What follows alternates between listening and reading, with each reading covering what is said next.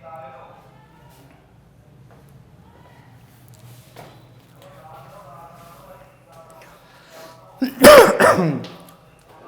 Students, आपका स्वागत है एक नई वीडियो में। आज हम जो हमने लास्ट टाइम जो टॉपिक किया था उसका हम सेकंड पार्ट लेके आ रहे हैं, आपका फॉरेन एक्सचेंज रेट, है ना। फॉरेन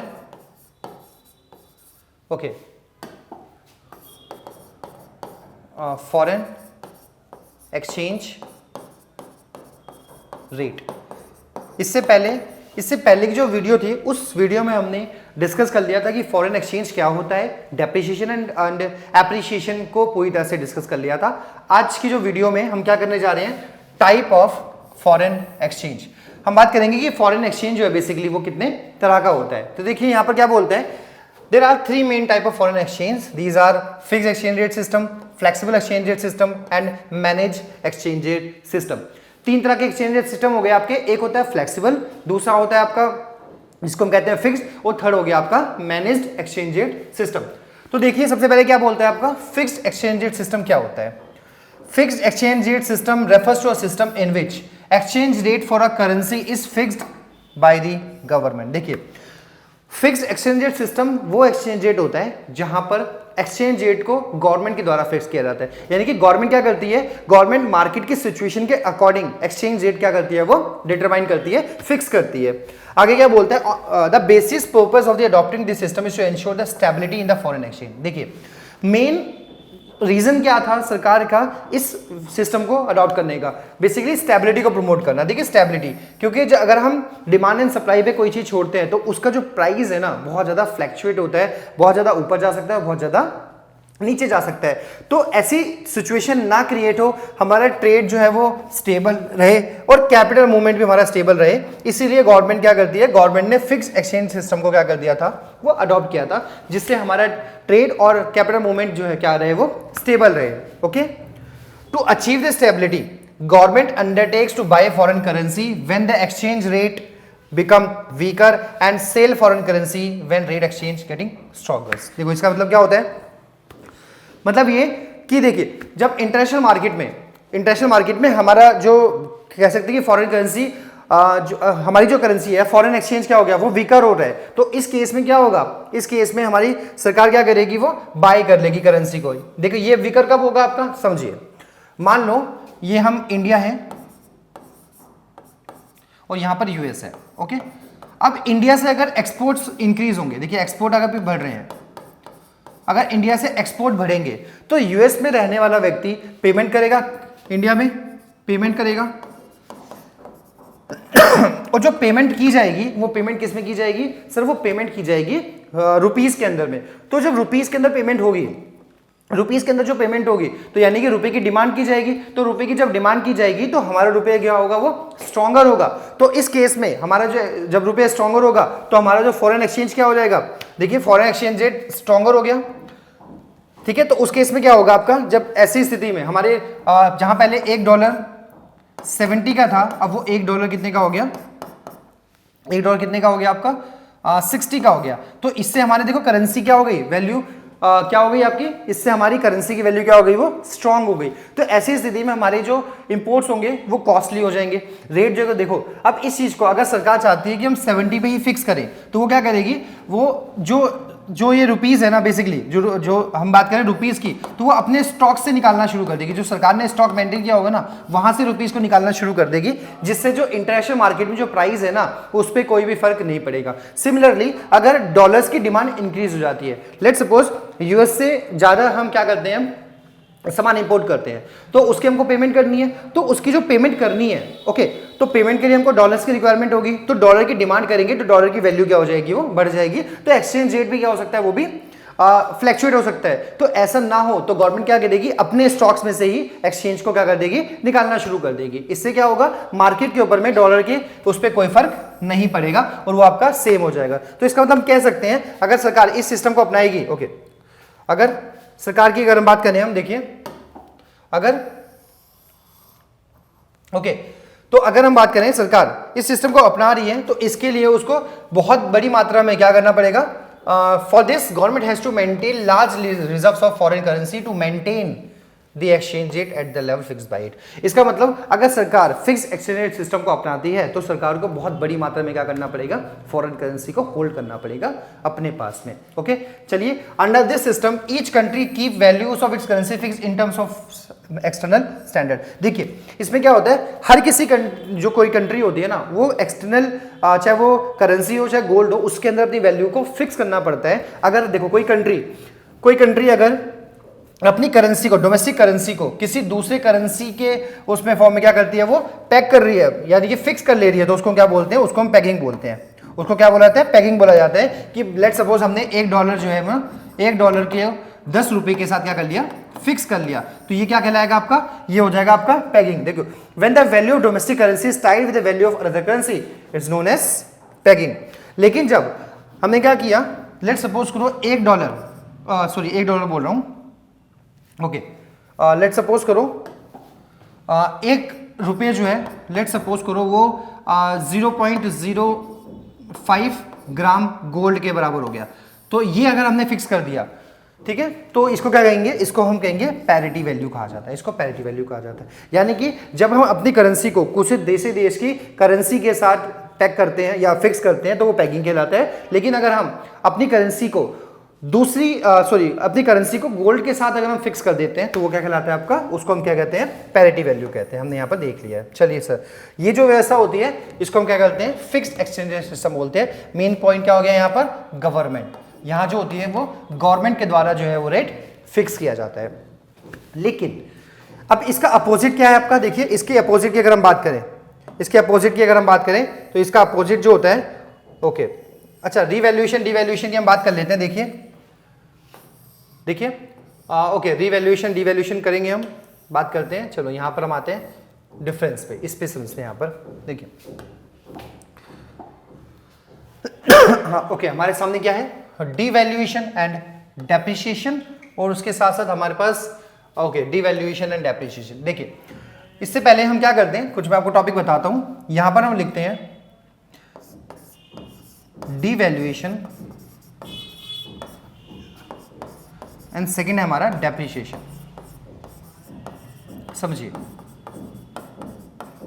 देखिए जो डिवैल्यूएशन होता है बेसिकली, ये जो होता है ना, ये होता है जब गवर्नमेंट जानबूझ के, गवर्नमेंट क्या करती है, अपनी वैल्यू को जानबूझ के रिड्यूस करती है। गवर्नमेंट क्या करती है, अपनी करेंसी को जानबूझ के रिड्यूस करेगी, तो उसको क्या बोलते हैं, डिवैल्यूएशन। लेकिन जो डेप्रिसिएशन होता है बेसिकली, वो कैसे होता है आपका, वो मार्केट फोर्स से होता है। मार्केट फोर्स,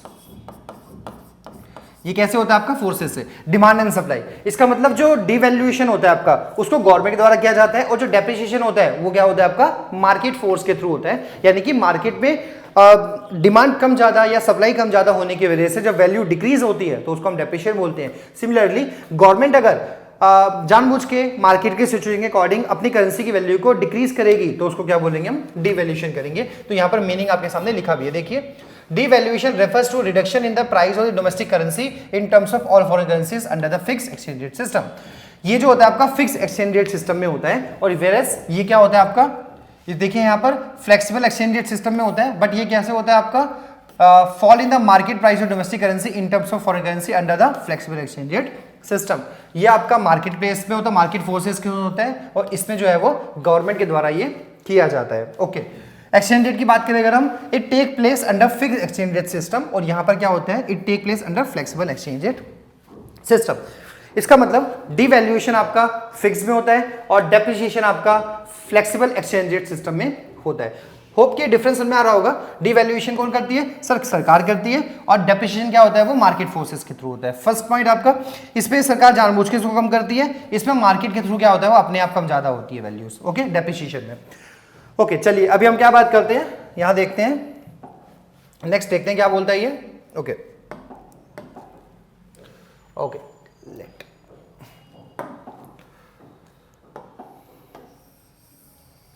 यहां बोला है आपका, देखिए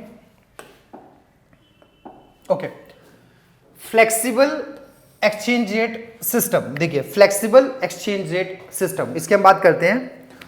flexible exchange rate system, okay, system refers to a system, it refers to a system in which exchange rate is determined by the forces of demand and supply, और of different currencies in the foreign exchange market. देखिए कहने का मतलब ये है यहाँ पर जो बेसिकली एक्सचेंज रेट होता है ना वो मार्केट से डिटरमाइन होता है। मार्केट में अगर डिमांड ज्यादा होगी, देखिए मार्केट में अगर किसी चीज की डिमांड ज्यादा होगी ना तो उसका प्राइस क्या हो जाएगा, प्राइस क्या हो जाएगा, वो इंक्रीज हो जाएगा। और अगर डिमांड कम होगी तो बेसिकली प्राइस क्या हो जाएगा, वो रिड्यूस हो जाएगा। सेम कॉन्सेप्ट पे यहाँ पर भी एप्लीकेबल होता है आपका। डिमांड एंड सप्लाई के थ्रू जब एक्सचेंज रेट डिटरमाइन होगा तो वो क्या कहलाता है आपका, फ्लेक्सिबल एक्सचेंज रेट सिस्टम कहलाता है। देखिए the value of the currency is allowed to fluctuate freely according to exchange in demand and supply of foreign currency या foreign exchange। यहां पर क्या होता है आपका, अलाउ किया गया है बेसिकली डिमांड एंड सप्लाई के बेसिस पे कि जैसे जैसे डिमांड बढ़ेगी या सप्लाई होगी उसके अकॉर्डिंग फ्रीली अपने आप जो है एक्सचेंज रेट क्या हो जाएगा, वो सेट हो जाएगा। चलिए आगे क्या बोलता है, देयर इज नो ऑफिशियल और government intervention the exchange rate. बिल्कुल सर सही बोलता है ये। यहाँ पर फ्लेक्सिबल एक्सचेंज रेट सिस्टम में गवर्नमेंट इंटरवेंशन नील होता है या फिर गवर्नमेंट इससे बिल्कुल भी इंटरफेयर नहीं करती। ये सारा का सारा जो मैकेनिज्म है ये डिमांड एंड सप्लाई के बेसिस पे होता है। ओके आगे इसको हम फ्लोटिंग एक्सचेंज रेट भी कहते हैं या फ्री एक्सचेंज रेट सिस्टम भी कहते हैं क्योंकि इसके अंदर किसी भी तरीके का इंटरवेंशन जो है वो नहीं होता है। The exchange rate is determined by the market that is through the interaction of thousands of the banks, firm and other institutions seeking to buy and sell the currency for the purpose of making transaction in a foreign exchange। कहने का मतलब ये है कि इसके अंदर जो market players है बेसिकली, चाहे बैंक्स हो गई, फर्म्स हो गई, इंडिविजुअल हो गया, गवर्नमेंट एजेंसीज हो गई या कोई भी हो गया, उनके द्वारा जो डिमांड एंड सप्लाई की जाती है उसके बेसिस पे क्या होता है, यहाँ पर एक्सचेंज रेट क्या होता है, वो डिटरमाइन होता है। ओके अब यहाँ पर एक डिफरेंस बताया गया है, चलो डिफरेंस देखते हैं हम, डिफरेंस देखते हैं हम। ओके यहां पर हम बात करते हैं डिफरेंस की। देखिए डिफरेंस बोला गया है आपका fixed exchange rate system and flexible exchange rate system. देखिए हम पहले ही जान चुके हैं जो फिक्स्ड एक्सचेंज रेट सिस्टम होता है ये गवर्नमेंट के द्वारा जो है किया जाता है, लेकिन हम फ्लेक्सिबल एक्सचेंज रेट सिस्टम की बात करें तो डिमांड एंड सप्लाई जो होती है उसके थ्रू किया जाता है exchange rate system. Okay flexible and fixed हो गया। गवर्नमेंट का कंप्लीट कंट्रोल होता है यहाँ पर, और ये यहाँ पर गवर्नमेंट का कोई भी इंटरवेंशन या गवर्नमेंट का कोई भी कंट्रोल नहीं होता है। यानी कह सकते हैं fix exchange rate system government के टोटली कंट्रोल में होता है, लेकिन फ्लेक्सिबल एक्सचेंज रेट सिस्टम के ऊपर गवर्नमेंट का कोई भी कंट्रोल जो है वो नहीं होता है। चलिए सर स्टेबिलिटी की बात करें अगर, exchange rate generally remains stable and only a small variation is possible. देखिए यहाँ पर गवर्नमेंट जो है फिक्स कर रही है, फिक्स एक्सचेंज रेट सिस्टम को गवर्नमेंट के द्वारा फिक्स किया जा रहा है, इसलिए यहाँ पर पूरी तरीके से क्या होता है आपका स्टेबिलिटी रहती है, बहुत स्मॉल वेरिएशन जो है पॉसिबल होता है। लेकिन यहाँ पर बहुत ज़्यादा एक्सचेंज जो है वो चेंज जो है वो पॉसिबल होता है क्योंकि ये मार्केट पे ऊपर होता है, डिमांड एंड सप्लाई के ऊपर होता है। तो डिमांड सप्लाई जितनी ज़्यादा चेंज होगी उतनी ही ज़्यादा आपका एक्सचेंज रेट भी क्या होता है, वो चेंज होता है। चलिए नेक्स्ट बोलते हैं फॉरेन एक्सचेंज रिजर्व्स। यहाँ पर अगर आपको फिक्स एक्सचेंज रेट सिस्टम को मेंटेन बनाना है या फिर इसको अडॉप्ट करना है तो हमको मेंटेन करना पड़ेगा बहुत सारा क्या होता है, large reserve of foreign exchange.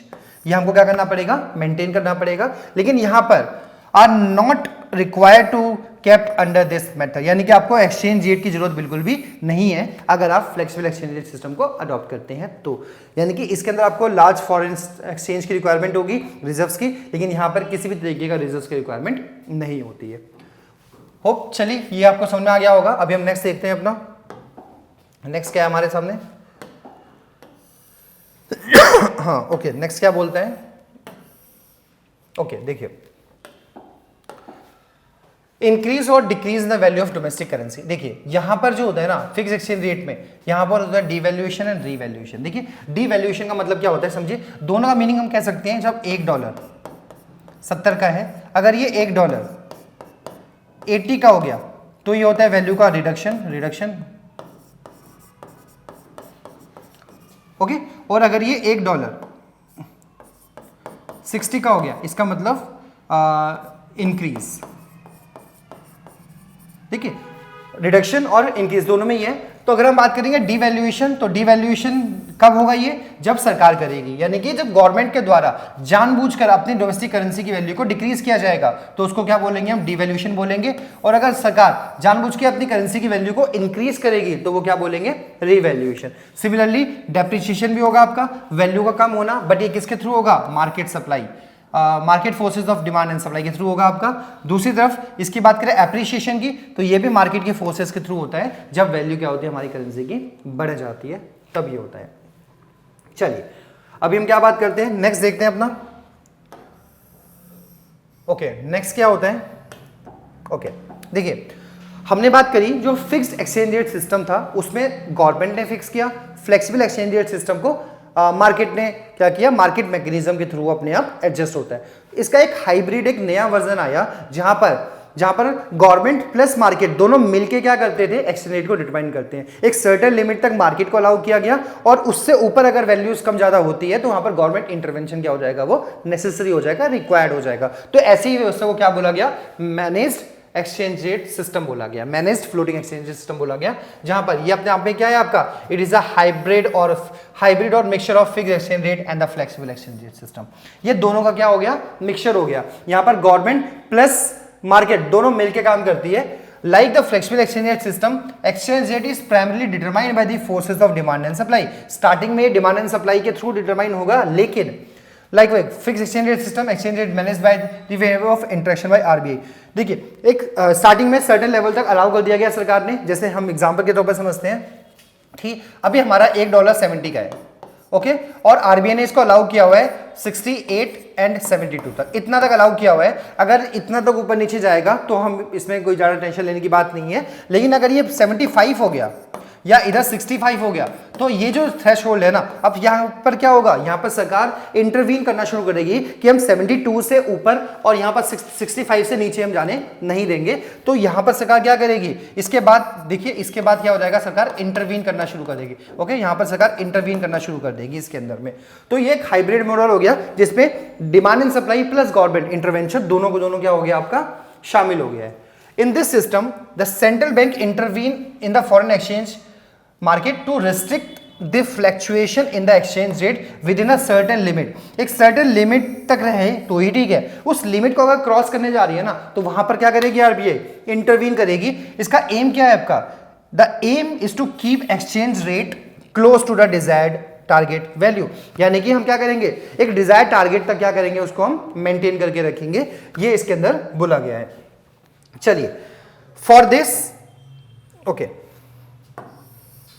Okay देखिए क्या कहता है इसमें आगे, for this okay central bank maintains the reserves of foreign currency to ensure that the exchange rate stay within the targeted value.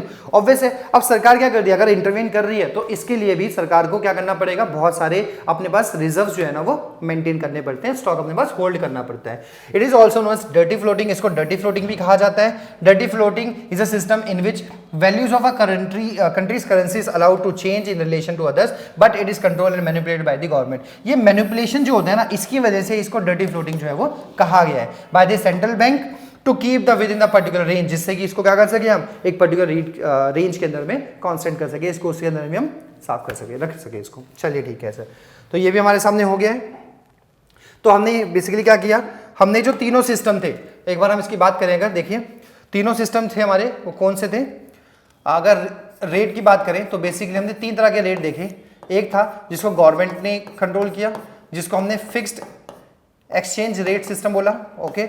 एक दूसरा था जिसको हमने क्या बोला, मार्केट के थ्रू रेट डिटरमाइन होता था, ओके, तो इसको हमने क्या बोला, फ्लोटिंग या फ्री एक्सचेंज रेट सिस्टम बोला। और एक थर्ड होता था जिसको क्या बोला गया, ओके, थर्ड होता था तीसरे नंबर पे, जिसको हमने क्या बोला, मैनेज्ड एक्सचेंज रेट सिस्टम बोला, मैनेज्ड एक्सचेंज रेट सिस्टम बोला, जहां पर मार्केट मैनेज्ड, जहां पर मार्केट प्लस गवर्नमेंट दोनों मिलके जो है इस पे काम करते थे। थर्ड एक्सचेंज रेट सिस्टम ये इस तरह से काम किया जाता था। ओके चलिए, तो ये भी हमारा हो गया है। नेक्स्ट आगे बढ़ते हैं, देखिए आगे क्या है आपका, okay, foreign exchange rate, okay, flexible ये हो गया हमारा। ओके चलिए अब यहाँ पर बात करते हैं नेक्स्ट टॉपिक है ना। चलिए नेक्स्ट टॉपिक के लिए हम क्या करेंगे, ये जो हम टॉपिक है आपका, इसको हम क्या करेंगे अपनी नेक्स्ट वीडियो में करेंगे। क्या बोलते हैं आपका ये डिमांड फॉर फॉरेन एक्सचेंज, इसको हम क्या करेंगे अपनी नेक्स्ट वीडियो में कवर अप करेंगे, क्योंकि एक वीडियो में इतना टॉपिक लेके आएंगे ज़रा सही नहीं है, उसको पार्ट्स में लेके आएंगे जिससे कि वीडियो छोटी रहेगी और आपको चीज़ें अच्छे से समझ में आ जाएगी। चलिए आज की वीडियो में इतना ही, मिलेंगे फिर नेक्स्ट वीडियो में। Thank you.